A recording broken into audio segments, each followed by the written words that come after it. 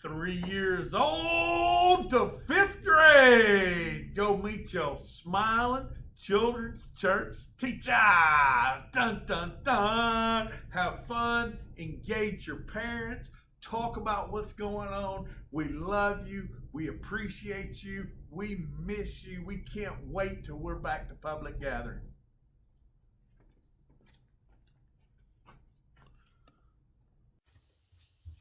Hey guys, Miss Makisa here again. I am here today to give you your Easter Sunday lesson. Before we get to talking, I would like you to pause this video and read Matthew chapter 27, verse 27 to Matthew chapter 28, verse 10 with your parents. That is going to give you kind of a rundown of everything that we're going to talk about. So go ahead and pause the video and read that with your parents, and then we're going to talk about it. So you guys know that today is a very, very special day. It's Easter, right? And what do we celebrate on Easter? We celebrate that Jesus rose from the dead, right? And he walked down a very, very difficult path, as you guys just read. And he did that gladly so that we could spend eternity with him in heaven. So, yes, it is a day to celebrate. But before we celebrate, we're going to break down the passages that you just read with your parents so that we can really understand what Jesus did for us. So Jesus spent his life showing people God's love, right? He spent time with people, he helped them, he taught them, but most importantly, he loved them, right? But not everybody loved Jesus, and because not everyone loved Jesus, eventually they sent soldiers to arrest him. Now, Jesus never did anything wrong. He was perfect, and it was not fair, but he was still punished. In the passages that you just read with your parents, those soldiers did some really mean things to Jesus. They took his clothes and they forced him to wear a crown of thorns. They said mean things to him, they spit on him, and they even hit him. Now, they knew that Jesus was going to be crucified. They knew that after they did all those things, they were going to take him to die. So on their way there, they made him carry his own cross. And because it was extremely heavy and Jesus was already very badly injured, he couldn't carry it himself. So they had a man named Simon help him carry his cross. They climbed a very big hill to a place called Golgotha, and that is where they nailed Jesus to the cross. The Bible tells us that when Jesus died, the earth shook and the temple fell to rubble. And when everyone saw that, they knew that Jesus was the Son of God. Even the people who didn't believe now believed, and they said, surely this man is the Son of God. Jesus' friends were very, very sad. Of course they were, right? But they got permission and they took Jesus' body down from the cross and they wrapped it in a beautiful cloth and they put him in a tomb to rest, to let his body be at rest, just like we do when people pass away today. We bury them or we put them in a tomb. We don't call them tombs anymore, but we have buildings that are the same thing.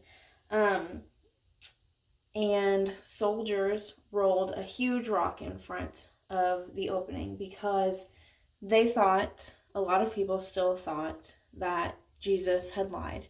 And they said, he's told everyone that he's going to rise again in 3 days. So we need to put this rock in front of the entrance and we need to have people guarding his tomb so that his disciples can't go in and take his body and then tell people he rose from the dead, because then people would continue believing, right? Because they thought they were lying.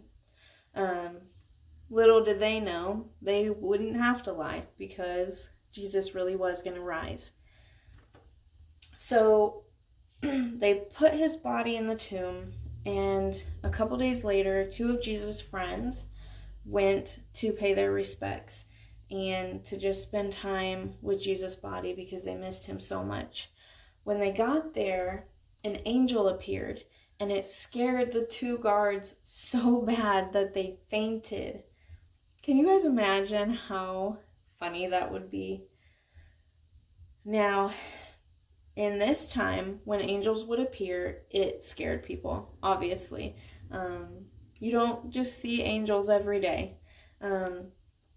So the angel made sure to tell Jesus' friends, don't be afraid. I know why you're here. I know that you're here to visit Jesus' body, but he's not here. He is risen just like he said he would. And the angel instructed them to go and tell Jesus' other disciples that Jesus has rose.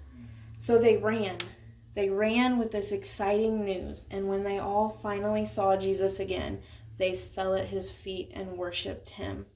So not only were they happy because they missed him, because they loved Jesus dearly, but they had this renewed hope. They had just seen Jesus die. They thought, what happened? You were supposed to, bring us closer to God. You were supposed to, take us with you. You were supposed to do all these things, and now you're just gone? Because they forgot in their sadness and in their grief, they forgot about the rest. They forgot that Jesus said, I'm going to rise again. So when they finally saw him again, they fell at his feet and worshiped him. I want you guys to understand that the path that Jesus walked was a very hard one. And he knew every step of the way that he was going to be hurt more and he was going to be killed. But he did that because he loves you so much, because he wants to spend eternity with you in heaven. So now that we know that this story has a happy ending, now we can celebrate. So go and celebrate the fact that Jesus loves you so much that he did the hardest things imaginable. He went through that, and he went through it gladly so that he could spend eternity with you. I hope you guys have a great Easter, and I hope we get together again really soon. I love you guys, and I will be seeing you again.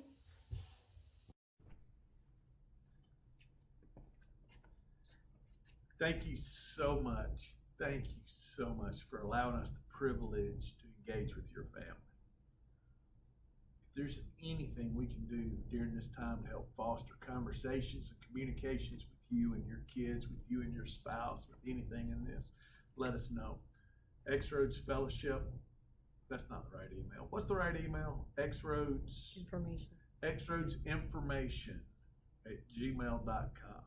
Crossroadsinformation@gmail.com. We will get you connected to somebody that will talk to you during this time.